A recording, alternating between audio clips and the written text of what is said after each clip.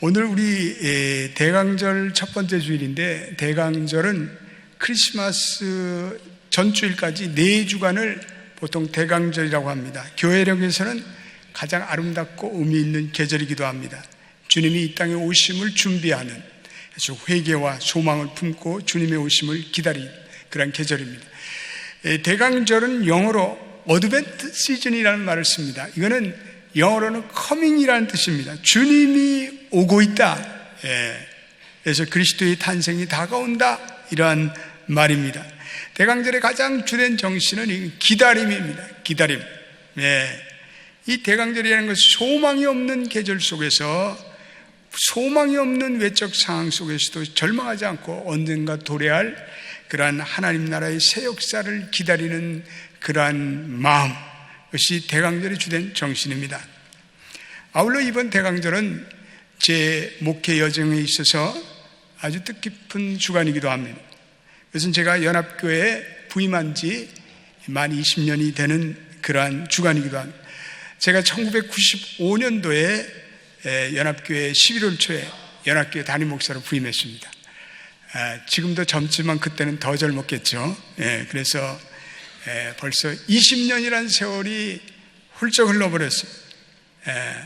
참 모든 것이 돌이켜보건대 하나님의 은혜였고, 지나간 20년 동안 부족하지만 또 하나님께서 목회 사역을 잘 감당해 주신 하나님께 진심으로 감사를 드립니다.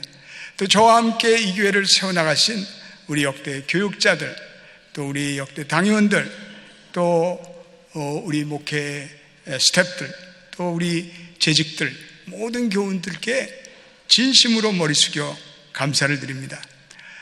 제가 감사한, 연합교회 목회하면서 감사한 제목이 몇 가지 있다면, 무엇보다도 우리 연합교회가 그래도 우리 교단의 가장 중심적인 교회로 부흥 성장하게 하신 하나님 감사합니다.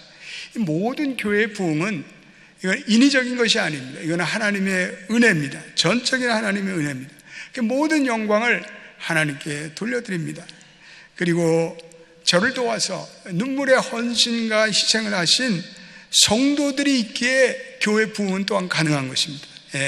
한 교회의 부흥과 성장은 지난 모든 시간 동안에 그 모든 수고와 희생이 누적되어 일어나는 것입니다. 그냥 잠시 몇 년 동안 교회가 잘 되었다고 되는 것이 결코 아닙니다. 그래서 이 교회가 지난 39년 동안에 하나님의 은혜로 이렇게 조금씩 성장하면서 오늘의 연합교회를 이루었다고 저는 믿습니다. 또 우리 연합교회를 통해서 수많은 교육자들이 배출되고, 또 우리 연합교회를 통해서 나오신 교육자들이 한국과 이민사회에 이렇게 리더십을 발휘하는 그러한 목회자가 된 것도 감사를 드립니다. 또 이 교회를 통해서 적지 않은 분들이 목회자가 되고 또 선교사로 된 것도 감사드립니다. 또 그 고난의 길을 걸어가고 있는 많은 분들에게 존경의 마음을 표합니다. 오늘 우리가 읽은 이 데살로니가 전서는 사도 바울의 초기의 서신서로 알려져 있습니다. 사도 바울이 일종의 목회적인 목양의 돌봄을 이 데살로니가 교인들에게 하고 있습니다.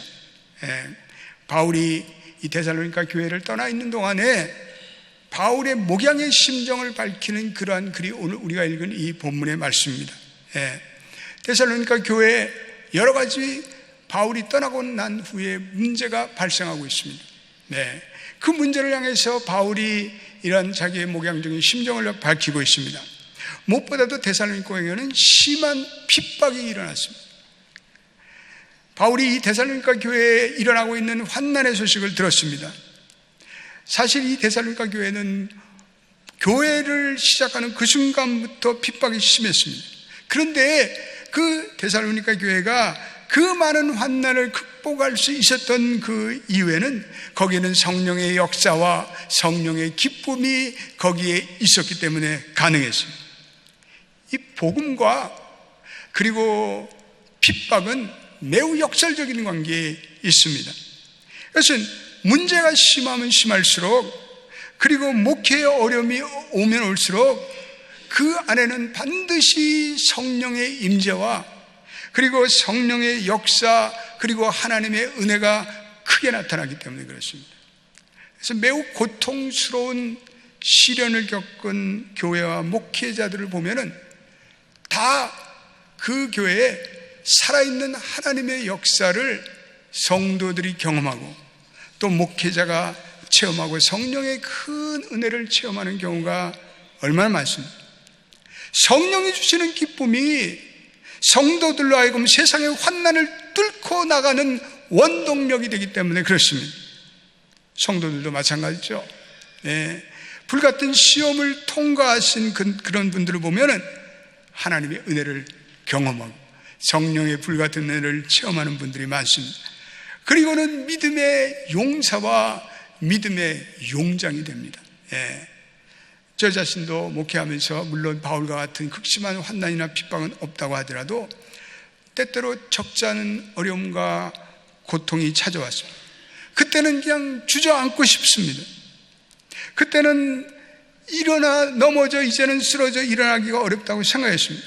그러나 그때를 돌이켜보니까 그 환난과 문제 때문에 더욱더 기도하게 되었고 더욱더 주님을 의지하게 되었고 더욱더 성령의 은혜를 사모하게 되었습니다. 제 부족함을 돌이켜 보완하는 계기가 되었습니다. 제 리더십의 용량을 크게 하는 계기가 되었습니다.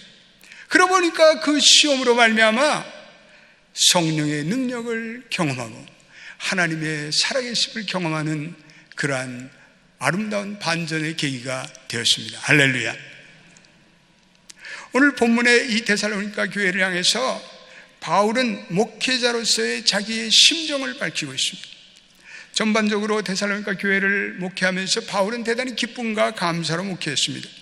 바울의 따뜻한 마음이 전해지는 목회 서신서가 아닐 수 없습니다. 그와 더불어 바울은 아버지와 같은 엄격한 심정으로 또한 교인들을 충고하고 권면하였습니다.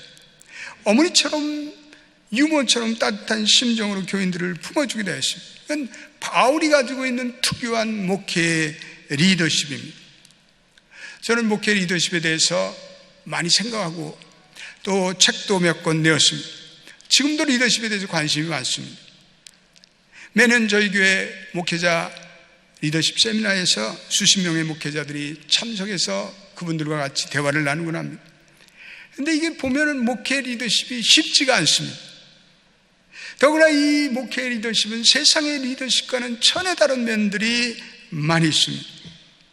가장 어려운 점은 이 목회 리더십이 어머니적인 리더십과 아버지적인 리더십의 균형을 절묘하게 맞춰야 된다는 것입니다. 어머니의 리더십은 매우 친화적입니다. 그러나 어머니의 리더십만 가지고 교회는 또한 교회를 이끌어갈 수가 없습니다. 어느 때는 아버지와 같은 강력한 또 강인한 그러한 리더십이 필요합니다. 그래서 목회 리더십이 어렵습니다. 지난 세월에 이 연합교회 목회하면서 이 목회, 어머니적인 목회 리더십과 아버지적인 목회 리더십이 잘 조화로운 균형이 얼마나 필요한지를 절감하게 되었습니다. 오늘 바울은 두 가지 목회 리더십을 오늘 본문에서 더 언급하고 있습니다. 첫째로는 하나님의 말씀을 충성되게 전하는 바울의 복음 사역에 헌신하는 그러한 마음의 자세입니다. 바울은 오늘 이 복음 사역에 자기가 충성스럽게 헌신했던 중요한 동기를 오늘 본문 2절에서 이렇게 밝히고 있습니다. 우리 2절을 한번 읽어보겠습니다. 시작. 너희가 아는 바와 같이 우리가 먼저 빌립보에서 고난과 능력을 당하였으나 우리 하나님을 힘입어 많은 싸움 중에 하나님의 복음을 너희에게 전하였노라 하며, 여기에 우리가 주목할 점은 하나님을 힘입어, 영어로는 with the help of our God 이렇게 되어 있습니다. 네, 하나님을 힘입어 바울은 복음 전파에 대한, 복음 사역에 대한 확신을 가지고 있었습니다. 그것은 복음을 전하도록 도와주는 하나님의 거룩한 도움이 있었기 때문에 그렇습니다. 그래서 바울은 우리 하나님을 힘입어 라고 말씀하고 있습니다. 우리가 복음을 전하다가 실망하는 일이 많습니다. 우리 여러 가지로 생각해 볼 수가 있습니다. 그 중에 한 가지 생각한다면, 내가 하는 이 복음의 사역이 헛된 수고로 돌아가지 않을까 하는 의구심을 가질 때가 많습니다. 아무리 수고해도 결과가 나지 않습니다. 그렇게 한다고 할지라도 대강대강한 것도 아닌데 여기에 따른 그 결과가 나타나죠. 최선의 수고를 했는데 교회가 부흥하지 않습니다. 내가 섬기는 동역원들이 변하지 않습니다. 나타나는 결과가 신통하지 않습니다. 오히려 안 하니 못합니다. 교회를 하면서 때때로 오해를 받고 비난을 받는 그러한 장로님들의 얘기를 듣습니다. 우리는 실망합니다. 좌절합니다. 내가 왜 이런 수고를 내가 애써 하는가? 아니, 그 정도면 괜찮습니다. 수고를 했는데 욕만 잔뜩 얻어먹을 때가 있습니다. 교회에서 목회자들이 또 영적인 리더들이 동역자들이 그러한 실망을 표현합니다. 처음에는 의욕을 가지고 시작했는데 교인들이 동역원들이 변하지 않습니다. 그래 몇 사람 안 모이는 가운데도 왜 이렇게 복잡한지, 왜 이렇게 인간관계가 복잡한지 골치가 점점 의욕이 상실됩니다. 무슨 결과라도 좋은 결과가 나타나면 그것을 위로로 받을 텐데 내가 봐도 아니올지다. 이게 내가 못나서 그런 게 아닌가, 내가 능력이 없어서 그런 게 아닌가, 그렇게 생각하면 걷잡을 수 없는 실망과 좌절감에 빠집니다. 그냥 덜썩 주저앉고 싶습니다. 네. 그러나 오늘 우리가 사도 바울의 목회에서 우리가 배워야 할 분명한 사실은, 사도 바울은 우리가 여러분들을 목회한 것이 헛되지 않음을 여러분들이 잘 알고 있습니다. 이렇게 당당하게 말했습니다. 바울은 그리고 이렇게 얘기하고 있습니다. 여러분 알다시피 우리는 여러분들이 가기 전에 빌립보에서 많은 환난과 고난을 받았습니다. 여러분에게 갔을 때도 많은 사람이 우리를 대적했습니다. 아니, 복음을 전하러 자기를 도와주러 온 사람들을 대적하는 적들이 생겼다고 바울은 이렇게 말할 정도였습니다. 차라리 복음을 전하지 않았다면, 차라리 목사나 장로가 되지 않았다면, 차라리 사역자가 되지 않았다면 이런 고난을 당하고 멸시를 당할 필요가 뭐가 있습니까? 이 많은 사역 중에 사람들에게 비난과 대적을 받는데 그 결과, 거기서 얻을 결과가 무엇입니까? 그런데 여러분 보십시오. 바울에게는 뭔가 분명히 믿는 구석이 있었기 때문에 그렇습니다. 그것은 바로 하나님의 도우심이었습니다. 그것을 오늘 바울이 이렇게 고백하고 있습니다. 그러나 하나님께서 여러분에게 담대히 복음을 전할 수 있도록 하나님이 우리를 도와주셨습니다. 우리가 복음을 전할 때, 주님께서 맡겨준 사역을 할 때 우리가 의지할 것은 바로 이것입니다. 하나님의 거룩한 도움을 구해야 할 줄로 믿습니다. 목회나 모든 전도나 선교는 우리 인간의 힘으로 도저히 이룰 수 없는 것입니다. 거기에는 사탄의 영적인 전쟁이 개입되어 있기 때문에 우리의 힘으로 이룬다면 그것은 잘못된 것입니다. 하나님이 우리에게 맡겨진 이 사역을 감당할 수 있도록 능력과 용기와 은혜를 부어주시는 줄로 믿습니다. 복음으로 인해 시련과 역경과 그리고 환난이 있는 곳에 성령의 역사도 만만치 않습니다. 하나님의 은혜가 강력히 역사합니다. 바울이 빌립보와 데살로니가 교회에 복음을 전할 때 많은 환난을 받았습니다. 그러나 오히려 그곳에서 이 바울은 하나님의 거룩한 도움을 경험하였다. 오늘 복음에서 증거하고 있습니다. 여러분 그렇습니다. 복음과 그리스도와 하나님의 나라를 위해서 사역하는 곳에 하나님의 영도 강력하게 역사하십니다. 우리는 사역을 하며 우리는 목회를 하며 우리는 하나님의 일을 할 때 우리는 그런 은혜를 경험해야 합니다. 그래야 우리에게 힘이 생기고 그래야 우리는 하나님이 살아계신 하나님이라는 사실을 우리가 확신하고 경험합니다. 그래서 우리 모든 하나님의 일을 하는 종들은 어떤 경우도 좌절하지 말고 낙심하지 말고 실망하지 말고 오직 감사함으로 찬양하며 기도하며 우리의 사역을 계속 증거하기를 예수의 이름으로 축원드립니다. 고난과 실패가 사탄의 어두운 세력들이 우리를 넘어뜨리고 하나 오히려 하나님은 그를 통해서 우리를 낮추시고 그리고 우리를 시험하셔서 우리에게 반드시 복을 주신다는 그런 말씀을 신명기 8장은 우리에게 말씀하고 있습니다. 언제든지 주님께서는 우리에게 하나님의 거룩한 도움을 주시기를 원하십니다. 그래서 주님이 주시는 능력으로 복음의 사역에 승리할 수 있도록 우리는 더욱더 겸손히 감사와 기도와 그리고 찬양의 사람으로 살아가는 우리 하나님께 모든 성도들이 되시기를 주님의 이름으로 축원드립니다. 우리가 복음을 어떠한 태도로 전해야 할까요? 바울은 무엇보다도 복음을 전하기 위해 세우심의 그러한 모든 은혜가 하나님께서 인준해 주셨다라고 말씀합니다. 하나님께서 우리를 세워주셨습니다. 인간이 우리를 세운 것이 아니라 하나님이 우리를 세워주셨습니다. 하나님이 우리를 옳게 여기셨습니다. 4절을 읽어보십시다. 귀한 말씀이 아닐 수 없습니다. 시작. 오직 하나님께 옳게 여기심을 입어 복음을 위탁받았으니 우리가 이와 같이 말하면 사람을 기쁘게 하려 하며 오직 마음을 감찰하시는 하나님을 기쁘시게 하려 함이라. 아멘. 하나님께서 우리를 옳게 여기셨다. 하나님께서 approved, 하나님께서 우리를 인정하셨다, 이런 것이죠. 진실된 복음의 사역자에게는 이 하나님의 인정하심에 대한 자부심과 확신이 있습니다. 하나님이 왜 나를 불러주셨는지, 왜 하나님이 이 고통스러운 복음의 사역에 나를 쓰고 있는지 그 목적을 알 수 있습니다.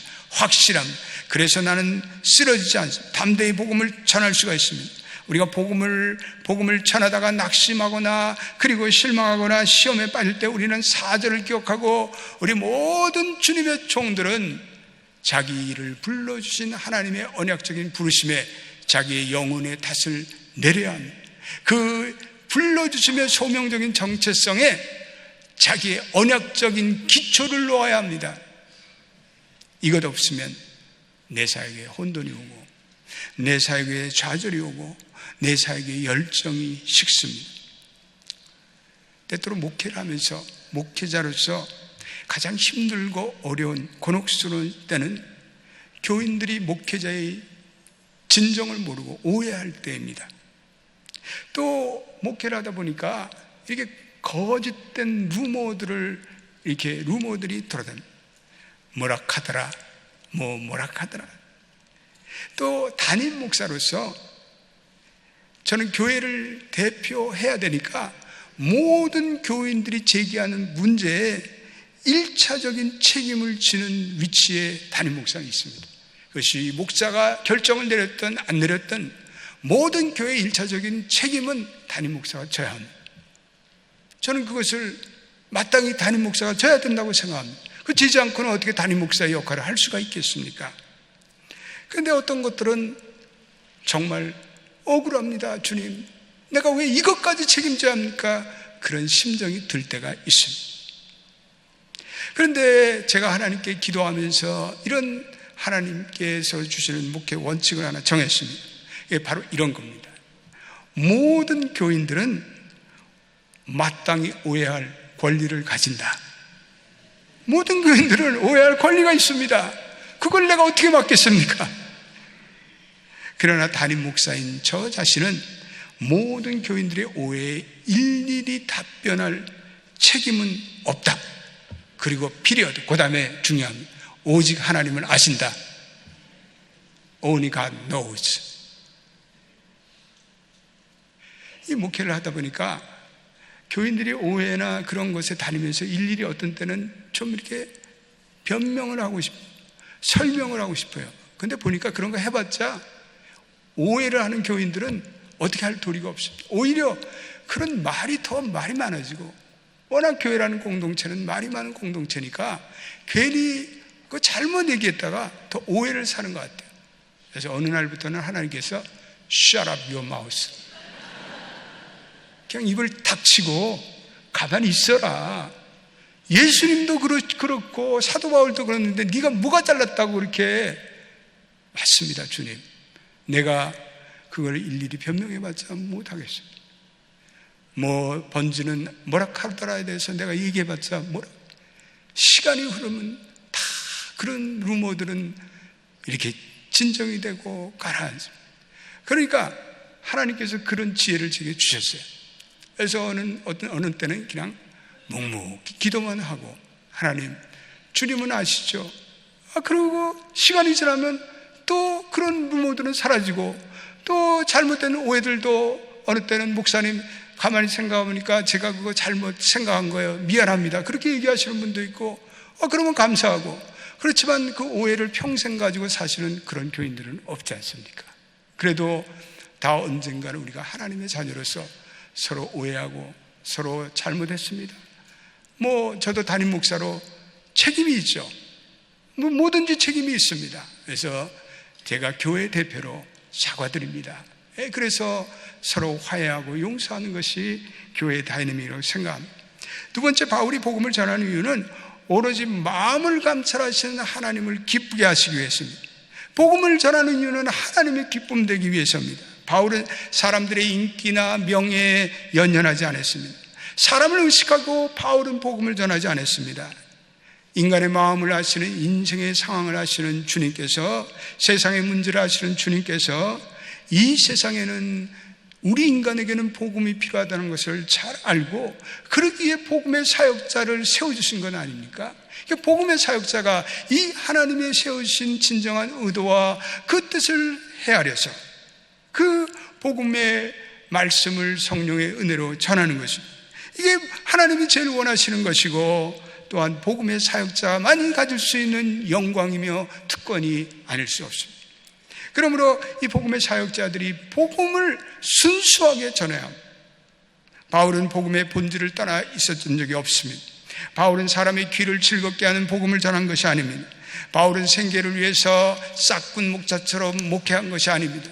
바울은 심지어는 텐트 메이커, 자기의 손으로 수고하여 밤에는 텐트를 치고 그리고 텐트를 수리하고 텐트를 만들어 사역비를 조달하고 그리고 낮에는 하나님의 복음을 전했습니다. 그래서 그는 사람의 영광을 구하지 아니하였다. 진실한 복음의 사역자는 두 가지 자세가 필요합니다. 첫째로는 하나님께 인정받는 자세로 사역해야 합니다. 두 번째로는 하나님을 기쁘시게 하는데 초점을 맞춰야 합니다. 복음의 사역자가 자신의 영광을 위해서, 자기의 특권을 위해서, 자기의 지위를 위해서, 자기의 어떠한 권위를 위해서 복음을 전한다면 그는 매우 잘못된 사람입니다. 오늘 바울은 오로지 그리스도를 위해서 사도됨을 자랑하였습니다.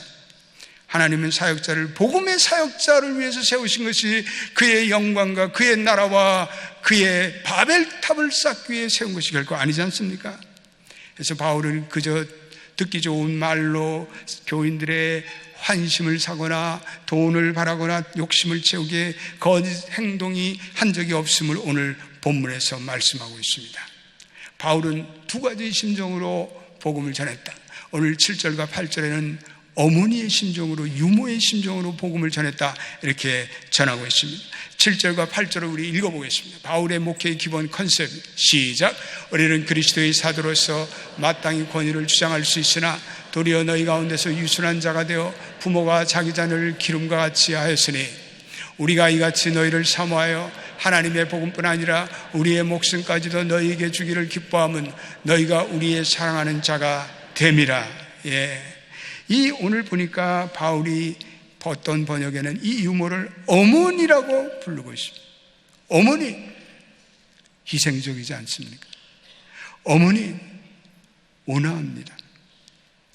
이 복음을 전하는 일에 있어서 하나의 컨셉트는 이 어린 자녀를 돌보는 어머니의 심정이 아니고서는 복음을 전할 수가 없습니다. 어린아이, 아무 물정도 모르고 속을 새기는 그 어린아이 넘어지고 쓰러져도 어머니는 그를 보듬고 그리고 키워나가는 어머니의 마음이 필요합니다. 정말 자기 목숨마저 내어주고자 하는 사랑이 없으면 할 수 없는 일입니다. 한 복음을 알지 못하는 자연인을 세워 그리고 그들에게 복음을 전하고 그들이 복음의 사명자가 되기까지 하나님의 일꾼들이 그냥 세워지는 것이 아닙니다. 이거는 목회자가, 우리 목양하는 우리 모든 사역자들이 가슴앓이를 해야 합니다. 희생이 없이는 불가능합니다. 그런데 목회는 또한 부성적인 리더십이 필요합니다. 그래서 오늘 바울이 11절에 이렇게 밝히고 있습니다. 11절도 읽어보겠습니다. 시작. 너희도 아는 바와 우리가 너희 각 사람에게 아버지가 자기 자녀에게 하듯 권면하고 위로하고 경계하노니, 아버지는 우리의 생의 방향을 바로잡아주는 그러한 부성적인 리더십을 발휘합니다. 우리에게 때때로 싫은 소리를 합니다. 우리를 야단칩니다. 우리를 권면합니다. 우리를 경계합니다. 부성적인 리더십. 좋은 것이 좋은 것이라고 교인들을 향해서 밤낮 싫은 소리도 안 하고 교훈도 안 하고 그러한 목회자는 사실은 문제가 있습니다. 목회자는 두 가지 리더십의 양면을 같이 한 모성적인 리더십과 부성적인 리더십입니다. 부드러움도 있어야지만 또 엄격함도 있어야 합니다. 이것이 적절히 조화가 되어야 목회를 해오면서 늘 딜레마요 갈등의 관계는 이 성도들과의 관계입니다. 목회자와 성도들의 관계, 이것처럼 어렵고 이것처럼 델리케이트한 문제가 어디 있단 말입니까? 성도들은 목회자에게 주로 모성적인 리더십을 기대합니다. 이민교회는 더 그러합니다. 그래서 성도들이 생각하기를 목회자와 인간적으로 더 가까워져야 된다고 생각합니다. 그러나 목회자와 이 성도의 관계가 사랑과 돌봄의 관계에서 지나쳐 인간적인 친근함으로 들어서는 그 순간부터 문제가 생깁니다. 물론 목회자가 성도의 아픔과 연약함을 잘 돌봐야 합니다. 그런데 이것은 영적인 차원에서만 그렇습니다. 인간적인 차원에서 목회자와 성도들이 밀착된 관계를 가질 때 목회자로서의 말씀의 권위를 잃을 때가 얼마나 많은지 모릅니다. 목회자로서의 존경을 잃을 때가 많습니다. 목회자의 인간적인 모습을 지켜보는 교인들이 더 이상 말씀의 예전처럼 말씀으로 받아들이지 않습니다. 하나님의 말씀을 인격적으로 수용하지 않습니다. 그러므로 이 목회자와 교인들의 관계가 멀고도 가까운 사이입니다. 성도와의 관계가 어느 정도 거리감을 주지 않고서는 목회의 사역이 하나님의 사역으로 이루어질 수가 없습니다. 하나님의 말씀이 될 수가 없습니다. 결국은 딜레마는 목회자는 고독해야 한다는 거예요. 목회라는 외롭습니다. 어떤 때는 목회자들도 힘들어서 인간적으로 교인들을 기대고 싶은 마음이 들 때가 있습니다. 그런데 그것이 바로 사탄의 유혹입니다. 목회자는 강단에서 하나님의 말씀을 전하는 종으로 초연한 심정으로, 그리고 하나님의 말씀이 되기 위해서는 목회자는 절대적으로 고독해야 합니다. 외로워야 합니다. 그리고 목회자는 성도들과 일정한 지근거리를 지켜줘야 합니다. 성도들도 그렇게 목회자를 대해줘야 되고 목회자들도 그런 마음으로 성도들을 대해줘야 합니다. 여기에 목회의 어려움과 목회의 난제가 있습니다. 그렇지만 주님께서도 그러한 마음으로 이 세상의 고독한, 그리고 사도 바울도 그러한 외로운 목회의 길을 걸어갔습니다. 우리가 말씀을 전하는 하나님의 사역자로 하나님의 자녀로 우리의 삶도 어떻게 합니까? 우리 11절에 우리는 이 말씀을 기억해야 합니다. 11절을 결론의 말씀으로 드립니다. 12절을 우리 한번 다 읽어보겠습니다. 시작. 이는 너희를 부르사 자기 나라와 영광에 이르게 하시는 하나님께 합당히 행하게 하려 함이라. 합당히 행하게 하려 함이라. 우리가 사람에게 합당하게 살 때 우리는 싹군 목자가 됩니다. 하나님은 우리를 하나님의 나라와 그 영광을 위해서 부르신 것입니다. 그러므로 하나님만이 우리의 왕이 되시고 또 하나님의 영광을 발휘하는 빛의 자녀로서 우리는 하나님께 합당한 자녀로, 목회자는 목회자답게, 성도들은 성도답게, 그리고 선교사는 선교사답게 그렇게 살아가야 합니다. 하나님의 영광만을 위해서 살아가는 목회자가 되도록 여러 성도님들이 지난 20년 동안 저와 저희 가정을 위해서 기도해 주셨습니다. 지난 20년의 목회 과정이 그래도 대가 없이 목회하도록 도와주신 하나님께 감사하고 또 우리 성도들의 기도에 감사합니다. 앞으로 남은 목회 일정 동안에 성령의 이 모든 시간을 완주하고 하나님께 영광 돌릴 수 있도록 여러분들이 계속적인 성원과 기도를 부탁드립니다. 솔라 그러려. 오직 하나님 영광 받으셔서 기도하겠습니다. 하나님 감사합니다. 오늘은 대강절 첫째 주일입니다. 주님이 이 땅에 오심을 준비하는 아름다운 계절입니다. 우리 연합교회 지나간 39년 동안에 하나님이 많은 은혜를 주셨고 부족한 종 20년 동안 목회를 하면서 하나님의 전적인 은혜였습니다. 많은 성도들의 사랑과 그리고 기도로 오늘 여기까지 왔습니다. 아버지 하나님, 모든 것을 그리스도의 복음 안에 합당하게 행하신 주님을 찬양합니다. 앞으로도 우리 연합교회가 전도와 선교에 힘쓰고 우리 2세의 자녀들을 하나님의 백성으로 만들고 그리고 지역사회를 섬기며 그리고 이 시대에 세속화 되는 이 땅에서 복음의 정통성을 지키며 복음의 권위를 지키며 하나님께 영광을 돌리는 귀한 교회 되게 하여 주옵소서. 이 교회를 위해 헌신하는 역대 교육자들 그리고 당원들 그리고 모든 성도들에게 은혜를 베풀어 주옵소서. 감사하며 예수님의 이름으로 기도드립니다. 아멘.